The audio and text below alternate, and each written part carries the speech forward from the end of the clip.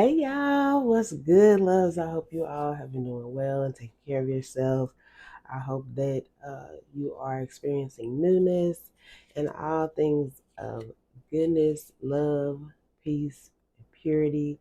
And if in fact you are experiencing things on the other end of the spectrum, that is also okay because it just means that you are on your journey of being the spiritual being that you are in your human body and growing and learning and adapting to the things that you are experiencing. And if you are feeling defeated, do not feel defeated because you are a conqueror, you are victorious. You know, you come from the most divine source, the creator of all things lives within you. There is no reason as to why you are not capable, you are not already equipped with the things, tools, mindset that you need to conquer any of the challenges that are taking place. And I know it's much easier said than done, but just please know that you have what you need inside of you. For those of you that are experiencing what may seem like losses at this time, and when I speak about that, I'm speaking mostly of for um, those of you who are experiencing like deaths in your family. So, individuals passing or being unalive, please know that first and foremost, I send my love, my condolences, lots of high vibration energy for healing. Okay. But please know that, yes, you may have lost that person in human form, physically, be able, not able to touch them, hug them, communicate with them verbally via 3D anymore. They are still very much present. Okay. And I know that may not be as consoling as I'd hope it to be for some of you, because I get that death is just, it's a tough thing to grasp. But please know that energy never dies. And that is literally what we all are. We are a bunch of energy. um, and so, being that it never dies, that means that your loved one has not, they're not absorbed, they're not canceled out, they're not bound, they're not banished. They are just simply in another form. And there is ways to communicate with them. There are ways that they will communicate with you if you are in fact open to that, and if in fact you are paying attention. So just a couple things this is being brought to me, so obviously this is for someone, and if it's for you, then receive it to be so. And just take it as it is. Okay. For some of you, your loved ones are going to come in many different ways. Okay. um, there are some who are going to, you'll catch a whiff of a smell that reminds you of them. Okay, it could be a perfume, it could be a certain type of food that was maybe their favorite food or something that they cooked, and so it just automatically reminds you of them. It could be certain animals, right? Say, so I'll give you two examples of just these things. So first, one I'd say for myself, um, I went and I purchased a car. I went through a season of HE double hockey stick prior to getting this car.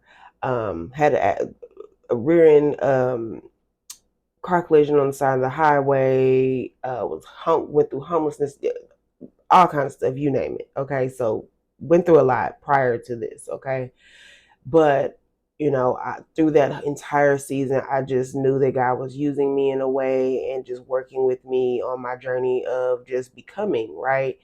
And so just on my spiritual journey, learning and whatever. And so I just definitely always was paying attention to signs and just saying things like, God, you know, um, show me your miracles, universe, show me your miracles, that type of thing, right? And so, anywho, I get to a car dealership, pick out a car. I forget what happened with that car or whatever, but anyway, excuse me. The guy was like, "Hey, it's cool. Don't worry about it. I'll find you something else that's really, really nice, and you'll like it." Da da da. So he found the car. He told me to come back in and check it out. So I get there. I like it by the looks, the type of car it is. Da da da. But what really sold the car for me immediately was I opened the door, and as soon as I opened the door, I just got hit with this strong whiff of um technically, I guess it would just be the leather of the car, but not it still just wasn't that. It was just like immediately I thought of my grandparents. And I say that because um they owned a car when I was younger and a kid, and every Sunday we go to church in this car and to do different things and whatever in this car, and it had a certain smell, and it was, and it wasn't like a nasty smell. It was just a smell that I've always linked to them and that car. And so, being that I was praying about things and just going through a lot at the time, it was just kind of like their way, or at least I received it to be so, their way of letting me know, like, look, this is the right one. This is for you. This is a gift, to you from us. We're here with you. We love you. It's okay. That type of energy. Okay. So, hopefully that kind of helps you guys understand what I'm saying when I say, certain smells or whatever. And then as far as animals go, so my grandmother, she loved elephants, and she would collect elephants from wherever she would travel. She would make sure that she always brought some type of souvenir for herself to save from her trip, and just a beautiful elephant from wherever she went. So she had a big curio cabinet full of elephants, whatever, right? And she just loved elephants. It was just her thing, right? So it's become my thing now, right? I love elephants, and I'm nowhere near anywhere um, on her level of keeping elephants and whatever for decor. I got a few, but that's just my thing when it comes to her. So you know, um, if I come across something and there's like an elephant or whatever, it'll make me think of her. But that's just kind of like an idea of what I'm trying to put out there for y'all. So, whatever it is, squirrels, birds, if there's a certain type of dog that your grandmother had, and you were thinking about something, then you look up and across the street is somebody walking that type of dog. Like, you just try to correlate the things, okay? And just know that is your ancestors, your angels wanting to communicate with you. But anyway, so obviously I had to get that out for somebody, because I do know that at this time a lot of people have been feel like they're losing their loved ones, and that is a huge thing. And trust me, I know that is not something that is to be taken lightly, and so I just want to put that out there. And I think also your ancestors, your angels, just really wanted you to receive that message, so that you can start paying attention if you haven't already. Okay, and don't feel as things are creepy or weird or awkward or whatever. Just know that they are in fact communicating with you, and it is okay. And they're just wanting to let you know that they're there, they're present. Maybe that they're okay, or that, and for some, maybe even they may send you signs of needing some type of comfort or peace or healing or whatever, and try to instruct you in ways to do so. Okay, to assist them in that process. Okay, but yeah. So anyway, I'll send you guys my love for those of you who that message is for. All right. So I do apologize, but I had to get that out there and really spirit like, we ain't apologize, because that was needed for somebody. So, anyways, I love y'all. Moving forward. So we're just gonna go ahead and get straight into what your message is for today. This reading is the What Spirit Needs You to Know Right Now reading. Obviously, Spirit needs somebody to know that. Okay, but we have, excuse me, we have transformation. Things are changing at a cellular level. Deep healing. Okay. Some of you guys could be in the medical field or be in school for obtaining your doctorate, or CNA, RN, whatever. Okay.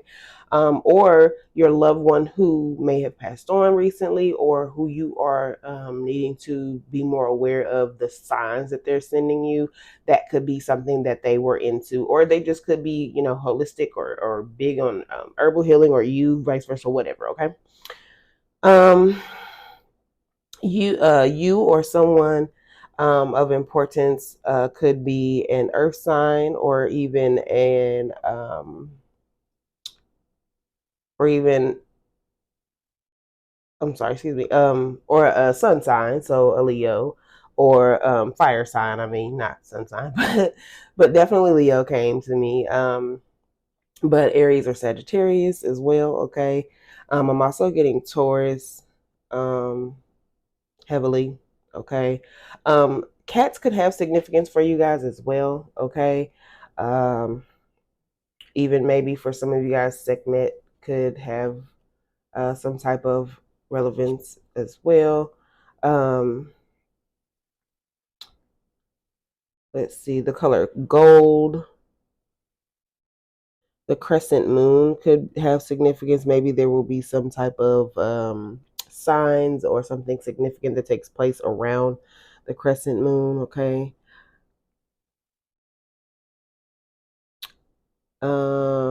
Some of you guys could be traveling to some a destination that is deserted or not. That could be for some of you guys, but where there is a desert. So maybe you guys are going to um, Dubai, or just somewhere. Maybe you live in like the U.S. and you live in a state where there is desert. So Nevada, Arizona, that type of thing. Okay. But yeah, that's just to help you, process if this is in fact your message. All right, moving forward. Things are changing at a cellular level. You are not who you were a year ago or who you will soon be. You are between emerging, half risen, half falling. Keep doing the work. You are transforming. You will look back at this time with awe. So much is happening in your inner world and within your cells. It's time to release old ways of being that have kept you in fight, flight, freeze mode. To choose a new way of being where trauma is not the driving force. Old childhood patterns are rising up to be healed. As you allow yourself to observe them and feel them without attachment, they loosen your grip and fall away. You are being called to find new ways to self soothe. Saturn and the Black Madonna and the African goddess Oshun influence this card. Saturn represents destruction and transformation. The Black Donna represents the underground and all that has been cast aside. And Oshun represents the tender love of the original mother. A rethreading is happening, healing at the deepest level. While you are in this phase, don't put yourself under pressure to perform. You may need to review your relationship with your body, perhaps even shifting your diet or exercise regime, or getting energetic healing support. You may also need to consider some kind of emotional support, as issues from your childhood may come up to be healed. You are deeply loved. You can say to yourself, I allow myself to receive the deepest healing and transformation for change to happen at a cellular level.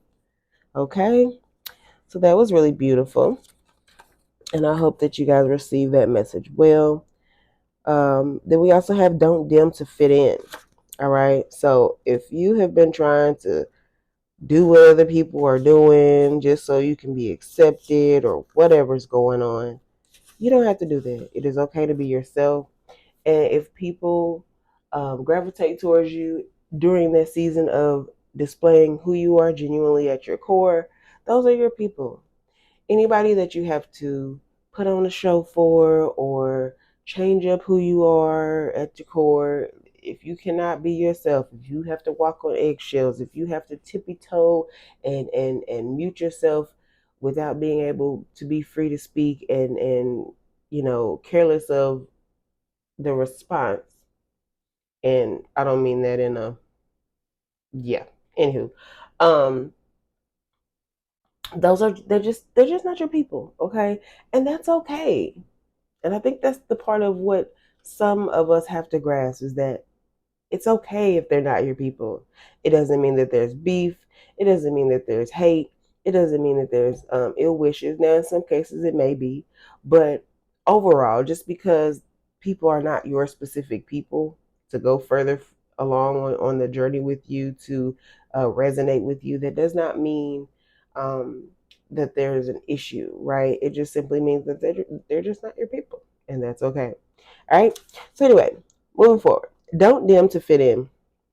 How are you dimming your light in order to fit in? Don't dim your light to accommodate someone else's smallness. We are all born to shine big and bright. The universe is expanding and you are a part of the universe, so expanding is part of your nature.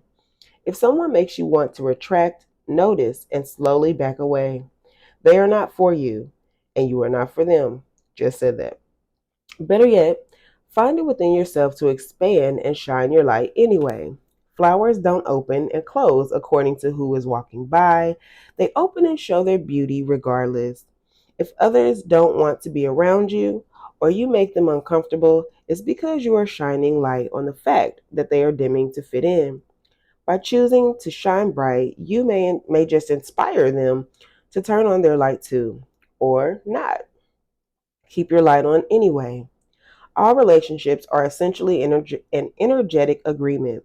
The moment one person decides to start rising up and allowing their light to shine, it changes the energetic agreement and can create some waves. That's completely normal. The relationships that are meant to last will adapt to the change in energy. Others won't because they were likely born under the proviso of, I love you as long as you don't shine brighter than me. That's okay. Not all people are meant to be in your life forever, but the lessons they teach us can still live on. How are you dimming your light in order to fit in? Okay, so I hope that was received well. Also, it stated something about flowers don't open up based on the people who walk by, but something that came to me in that moment is, but flowers do um, open up based upon the sunlight that they are receiving. So if in fact you are not being received well around certain people and they just don't bring a certain light to your life, or you yourself being a light being, um, your energy may be too high or you shine your light too bright. You may be a person who some people say, oh, he or she's just doing too much, or they just want attention, or just whatever. Don't get me wrong, in some cases that could be the situation, right? Like, let's just be real, that could be some people's scenario, and that's obviously due to other deep rooted circumstances, right? And that's okay because, like I said, we're all on our journey of becoming, all right, and just learning who we are as this physical body but spiritual being that we are, okay? Um, but ultimately, a lot of times, those people are just unaware of their own light, or just simply don't know how to express it because maybe they've been, popped on the hand and said, "Oh no, go sit down. You're doing too much." So then they feel like they have to also put that out in the world because they weren't able to shine their light. So anytime someone comes around them and they're, vibrant and bright and they're themselves and they're, you know, um, people gravitate towards them. You're like a magnet of love and whatever. It can threaten other people who feel like they have to hide that side of themselves, or simply just they haven't discovered it yet. Okay, so I don't know who needs to hear that, but yeah. So then we have luck is on your side. New moon in Sagittarius. You could be a Sagittarius, or something could be significant during the new moon in Sagittarius. Okay.